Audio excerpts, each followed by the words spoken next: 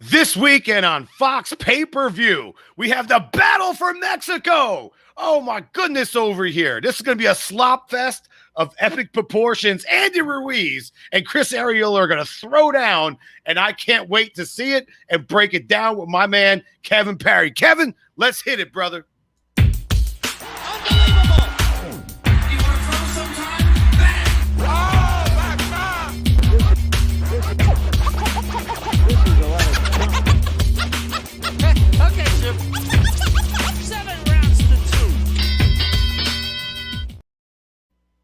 How we doing, Kev? I'm doing all right, man. You know, another day in the hot sun of Las Vegas. Oh, it's getting hot, brother, right? Yeah, it is. It's picking up. It's picking up. I can't believe I used to grow marijuana on a farm in 120-degree weather for like 15, 16 hours a day. And I'm comfortable sharing that with you all because I was licensed to do so. So there's nothing to hide. But Kev, there's no hiding this weekend. We got an awesome heavyweight, slop fest. I live for fights like this. We got Andy Ruiz going out there to face Chris Arreola.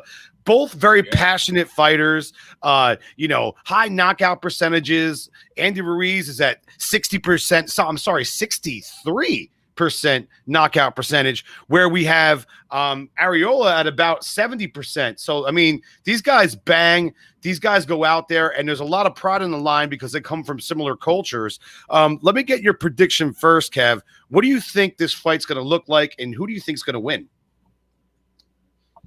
I think it's going to look like pretty much a one-sided beatdown. I just don't see one-sided Arreola getting beat down.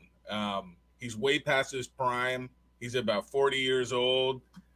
And Ruiz is I saw some footage of him, and he looks pretty good. Like, he looks like he's in very good condition.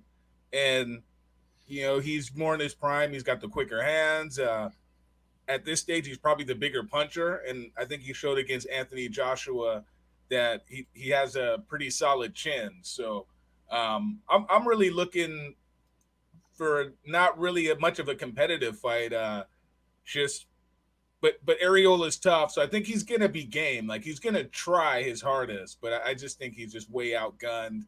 And I think even if they were in their prime, I would still pick.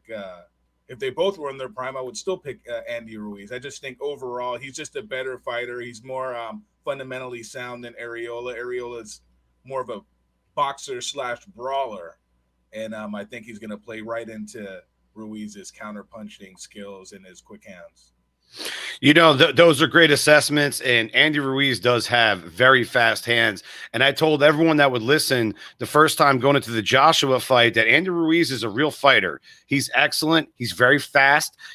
Looks could be very deceiving, and he's got great power, like you mentioned, too. And I told that to a lot of people on numerous radio shows or just in private conversations. And I didn't think Ruiz was going to beat Joshua the first time. However, he did.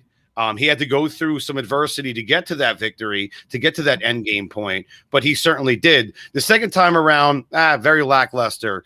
And like you said, he looks good. You made a lot of great points there, Kev, is that now his condition looks good. Do you think, I got a question for you, do you think that weight drainage that he's gone through, because it looks like he's dropped a significant amount of weight, do you think that will affect his performance for the better or for the worse? I think it remains to be seen, but I think he's in with the right kind of opponent to see if this weight is going to be good for him in the future. But obviously dropping, all that weight in this first fight might be a little bit of an issue.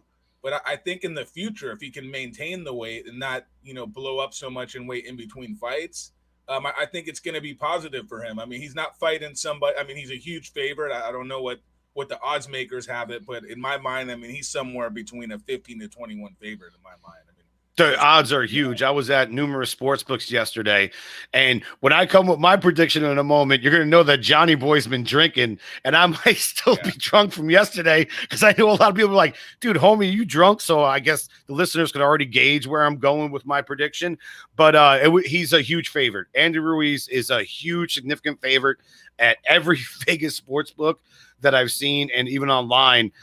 We're talking as much as -3,000. Like, that's big. So he's a significant favorite to win this fight. So basically, you bet 30 Snickers bars on Ruiz to win 1 Snickers bar. Remember when that was the thing? He was like crushing Snickers. Did they ever give him a sponsorship for that? Because he deserved it. I think if he would have won that second fight, I think he would have got some great sponsorships. And just to kind of add there, in my mind, what this fight is all about, it's like I wouldn't call it a money grab, but in a sense, I think what they're trying to feel out here with this all Mexican card is to see if they can really con the Mexican fans into thinking that this is a real significant pay-per-view worthy matchup. They put a lot of Mexican fighters on the card, but from the standpoint of the card itself, I mean, let's just take a brief look here. Actually, the pay-per-view itself, before the pay-per-view starts, are going to have a couple fights on Fox on live TV as the lead-in before the pay-per-view. And so if you look on here, Erislandy Lara is going to be fighting for the vacant WBA middleweight title. So interesting. The regular title. So I mean, you know how the WBA just figures out how to insert themselves into situations where they can get some sanctioning fees. Mm-hmm. But yeah, overall the card is just not very impressive to me. I mean, but mind you, Omar Figueroa Jr. against Abel Ramos. I don't know where either guy goes from getting a win there, but as far as the styles, I think that's actually a pretty good fan-friendly fight. You got Adrian Granados on the card. He's just a perennial loser at this point, but he's fighting a pretty inexperienced foe, Jose Luis Sanchez, who's 11-1. So, and Granados does make for a good fight, so that should be pretty interesting. A couple of prospects on here that I'm unfamiliar with. Jesus Alejandro Ramos against Javier Molina, a former U.S. Olympian who just hasn't really had a whole lot of success at the top level as a pro. And then obviously we have Andy Ruiz against Chris Arreola.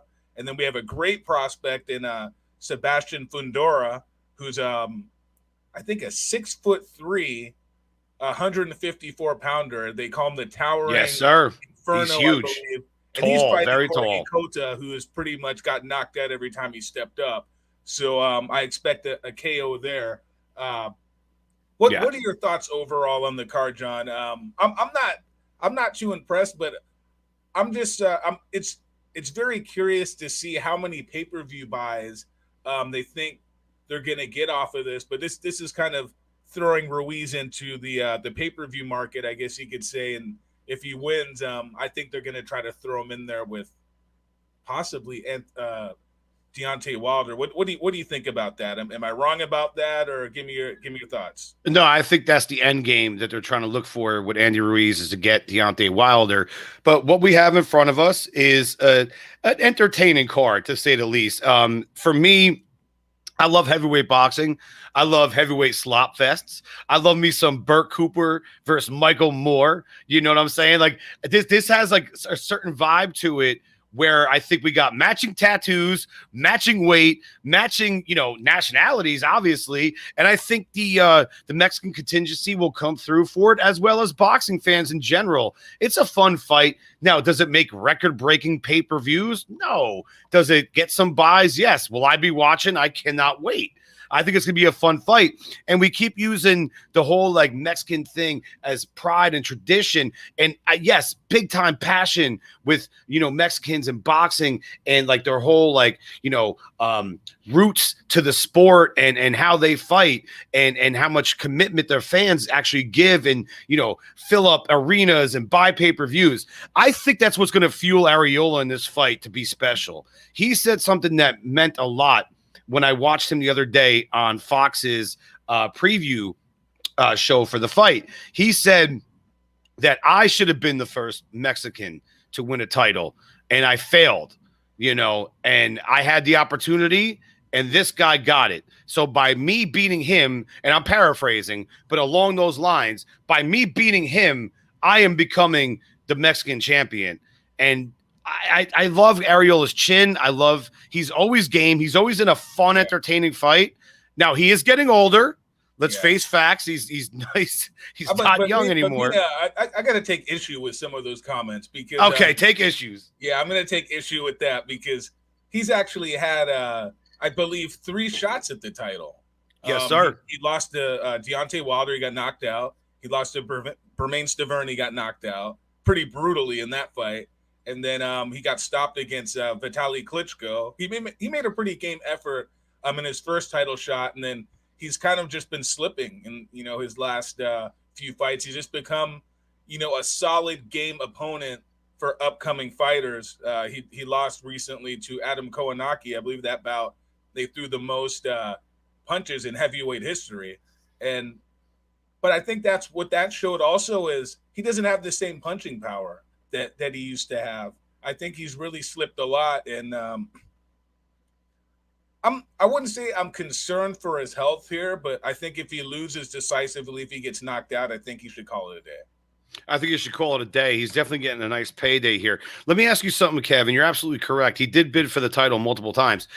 Joe Goosen is in his corner. Do you think that helps galvanize Arreola on this night? Because we know Joe is an excellent trainer. I think at this point, especially with heavyweights, I don't think there's really much that you can really change as far as skill-wise. I mean, you can try to get him in as good a shape as you can, but I just think it's just youth. It's youth against age here, and also skills, and just the contrast of styles. Ruiz with his great counter-punching ability, I think that's going to be really the difference. And also Ruiz can box pretty well coming forward. I mean, he can, if it makes any sense, he comes forward, but he counter punches off of being an aggressive fighter. If that makes any sense to you, that's kind of the style that he fights. And I think I'm curious to see who is going to be the guy that's going to dictate the action. Is Ruiz going to come forward? Is Arreola going to come forward? I mean, are they just going to crash into each other?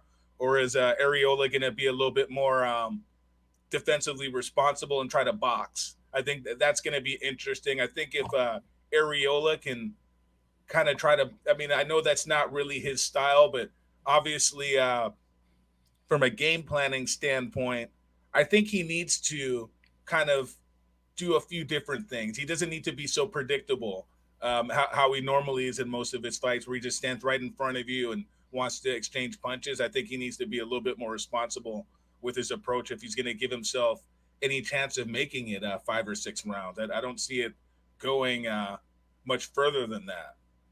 That's a great tactical breakdown. And I think for me, Arreola, if he comes in and goes for it, and like you said, he does stand in front of his opponent very often. Andy Ruiz is a great counterpuncher with very fast hands at his best, so he's got to be careful of that.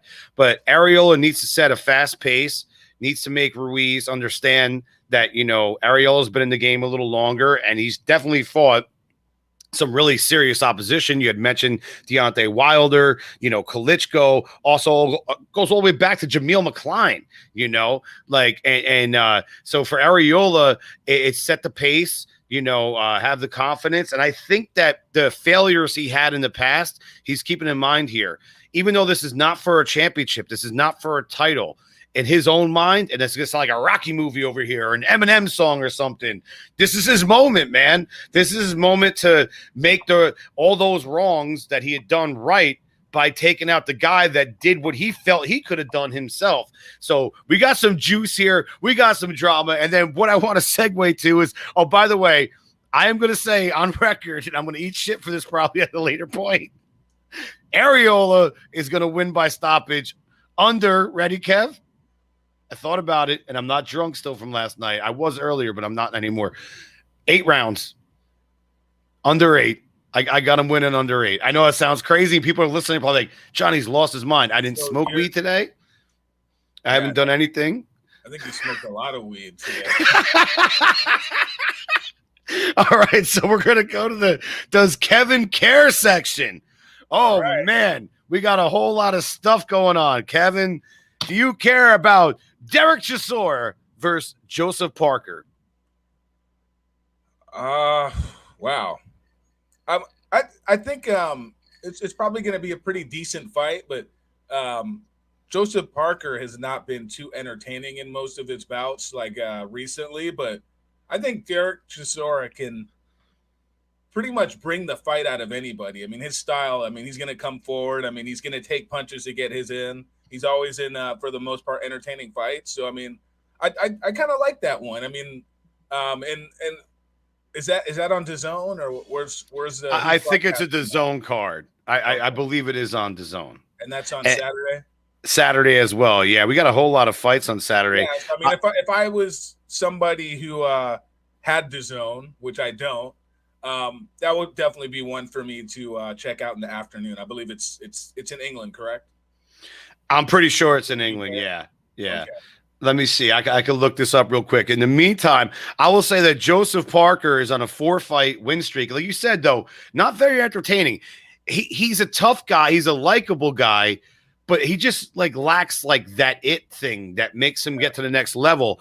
Derek Chisora, like you said, perfectly, Kevin. He could bring the fight out of anybody at any time because he imposes so much threat because he's strong. Like Chisora is a strong dude, you know, and they will be fighting in Manchester. That is correct. And you look at Chisora's resume at 32-10, 23 KOs. And he's one of those guys that he'll pack the lunch pail. He'll come in. Sometimes, you know, he'll look good and sometimes not so good. But it's a make or break fight for both guys, correct? Is that how you feel about it? I think it's a make or break fight for Joseph Parker. I think as far as Chisora goes, I think he's kind of on his way out. He's just going to try to make as much money as he can, and he's a game opponent for anybody. So if you want to see if your fighter's going to go somewhere, that's the guy you kind of put him in there with, because he did give Alexander Usyk a pretty tough fight. So. I think it's going to be a pretty – I mean, it's an interesting fight.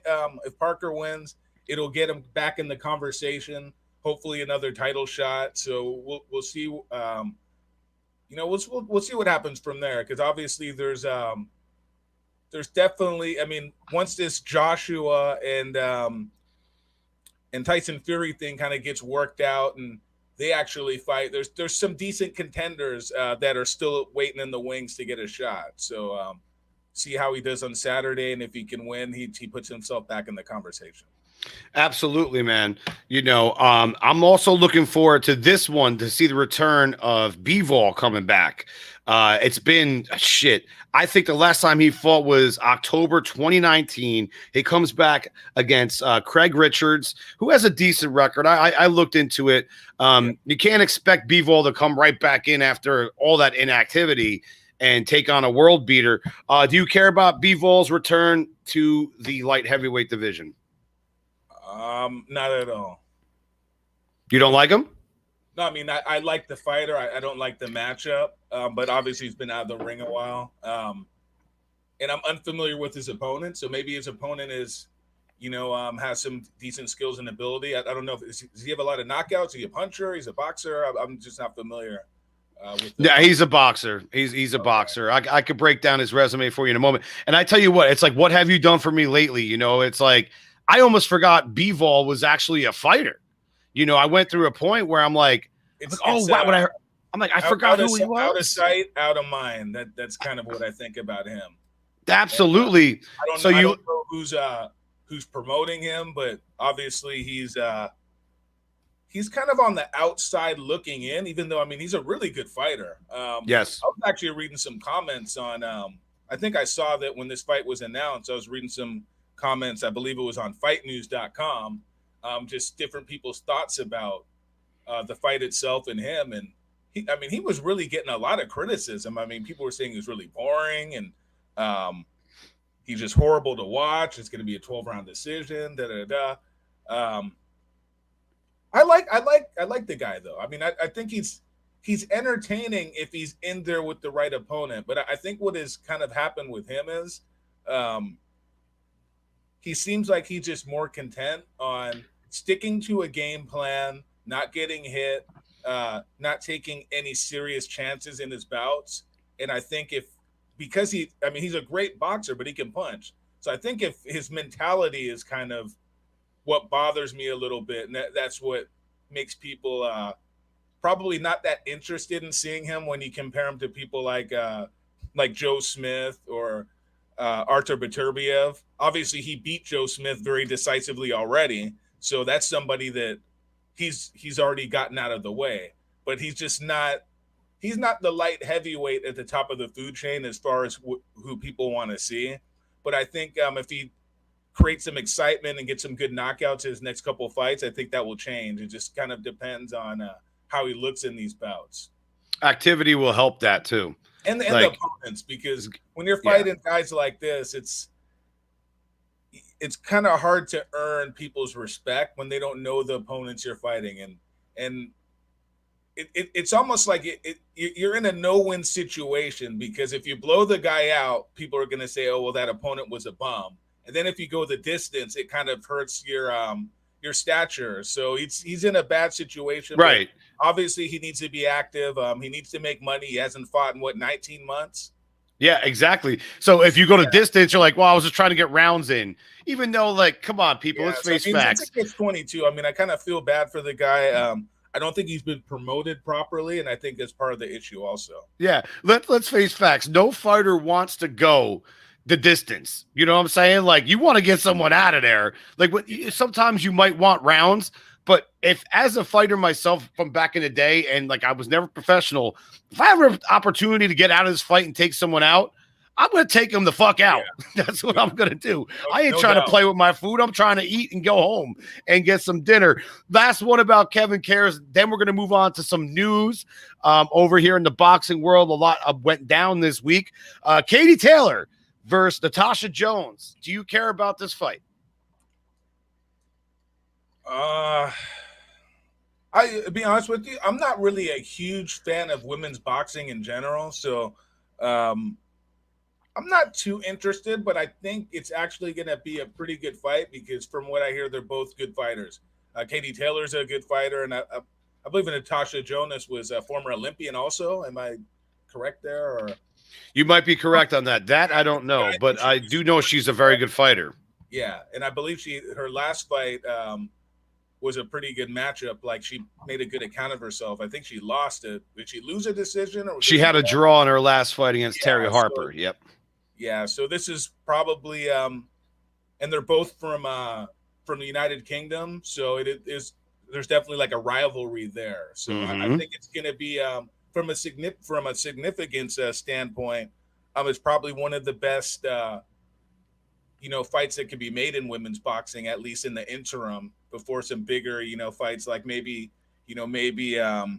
we'll see Amanda Serrano against Katie Taylor at some point. That fight did fall through, but that would definitely be one of the bigger fights in women's boxing, aside from Clarissa Shields fighting Jessica McCaskill or somebody like that. Amanda Serrano might be one of the best female fighters to ever exist on this planet. I mean, outside of like Ann Wolfe, who I think is the most dangerous.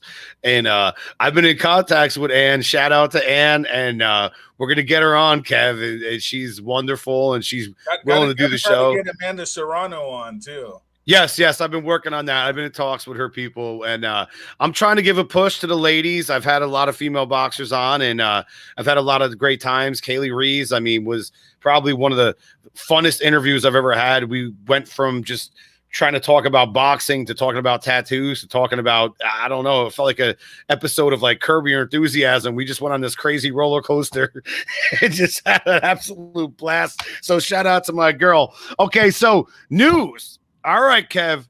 Ryan Garcia. What is going on with Ryan Garcia? Wow. So he pulled out of his last or his upcoming fight with Javier Fortuna, who to me is like the hard luck fighter. I mean, can that guy get a big fight? I mean, what's going on here? I mean, he's paid his dues. Garcia says he's having mental health issues. Yeah. So I mean, we wish him the best. I mean, absolutely, you gotta take him for his word, because nobody just wants to leave money on the table, you know. So, and at the same time, you want to make sure that when you go into a fight, you go 100%.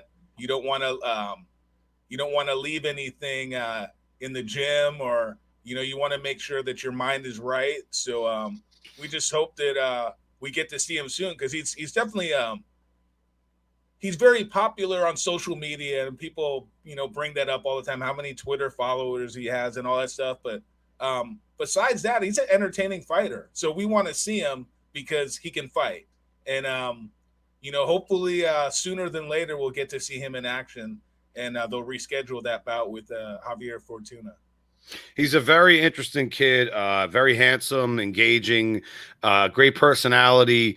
Would they say in, I think it was Rocky 2, Apollo's trainer, the women love you, the men love you, the children love you, the animals love you. Ryan's got that it factor to be a superstar. We do wish him the best. Mental health is something that's very serious. I know people that are affected by it. So if you have any complications, please address those complications. Be as bold as Ryan Garcia has been bold to go out there publicly as a celebrity and say, hey, I need time to refocus and get myself together again. Because if he had not made that decision, and as a young man, very smart decision, he didn't let that go on for too long, because mental complications can destroy your life. So if you're out there, take a page from Ryan Garcia's book, focus on your problems, admit to your problems, and solve the problems. I'm not trying to be out here to be someone that's preaching, but what Ryan Garcia did, I'm very grateful for, and I wish him the best, and I can't wait to see his electrifying career continue once he's back. We got one more. Yeah, I'm sorry, Kev. Go ahead. Something there. This sport is so cruel, especially the fans, and just say he was to not come in 100%, and then he loses his next bout. Everybody's gonna kind of throw him under the bus. I mean, it's very unforgiving type of sport. You lose one time and it's like, oh, well, you were exposed or your career's over. And, so I think this is good. He's not rushing himself into anything he doesn't think he's going to be prepared for. So, good luck to him, and we hope to see him soon. Big up to Ryan Garcia. The last of the news and notes for the week. Oh, man. Tyson Fury and Anthony Joshua are in serious talks. It looks like it's going to happen in Saudi Arabia. Hopefully we get it at some time over the summer. Oh, wait, I have one more other news that we got to bring up here in a moment. But we'll stick with this one for now. What are your initial thoughts on that whole event, and who do you think is going to win that fight? I want to reserve my judgment on who I think is going to win when the fight's been initially announced. Just because, like, I've heard a lot of conflicting reports on what's going on. So I just want to reserve my thoughts about the fight until I know when it's going to happen, so I can have like a better assessment. Because at this point, in my mind, I don't think it's going to happen this summer. I agree with you. I think until they could get full capacity at an arena in Saudi Arabia, which they're talking about, I believe it's Saudi Arabia, or because the site fee, I think they said was $150 million, which is the biggest site fee ever offered for any boxing match or any sporting event. I was reading something today that they haven't paid up. on Yeah. whatever their agreement was. That's a common thing over there, So, I to mean, be it's honest with definitely you. Yeah. up in the air. So, I mean, I really don't want to jump down this rabbit hole and really discuss something that's not set in stone. Until it's finalized. I totally agree with you. Yeah. Wanted to bring it up. And you're right. That happens over there a lot. I think the fight's going to end up in Wembley. And I think you're also correct, is that if that's the case, we don't get that fight probably to the fall or to the end of the year, because what do they want to do? They want to put 100,000 asses in seats to make as much concessions as possible. Here's my take on it. I don't want to talk about it too much, but here's sure. What, and you guys listening, Frank Warren, Bob Arum, Eddie Hearn. You heard of this place called Allegiant Stadium? You guys ever heard of that in Las Vegas? I think that's where the fight should be. I could not agree more, and we'd be there, Kev. You know, considering all this stuff with social distancing, and in England they've kind of had a lot of issues, with their whole pandemic and everything. Johnny, you still there? Think we lost John Signorella.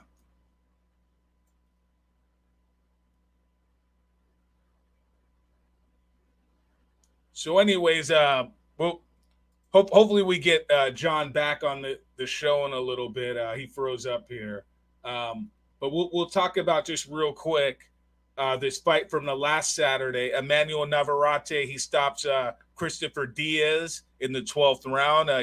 He looked excellent. He's definitely somebody, at 126 pounds that we need to keep looking at. Great fighter. And I want to see where he goes from here. If he goes to 120, from 126 to 130, I think he's going to be definitely good. I mean, he's huge for 126 pounds. I don't know how he squeezes himself into that weight. Also, we have Edgar Berlanga, the big punching knockout artist. I believe he's from Brooklyn, but he's from Puerto Rican heritage. So we have him to think about. He went the distance for the first time, 16-0, going in with 16 first-round knockouts. Now he's 16-0 or 17-0 with 16 KOs. This guy, I believe it was Darnell Nicholson, took him the full eight-round distance. So that was definitely an interesting fight there. A great learning experience for Edgar Berlanga. So still having trouble getting John back, but that's pretty much the gist of the show. Really looking forward to seeing everybody next time and on KO Nation Boxing, and hopefully next week we get some of these guests we were talking about back on the show. See you next time. KO Nation Boxing Podcast. Unbelievable! You want to throw sometime? Bang!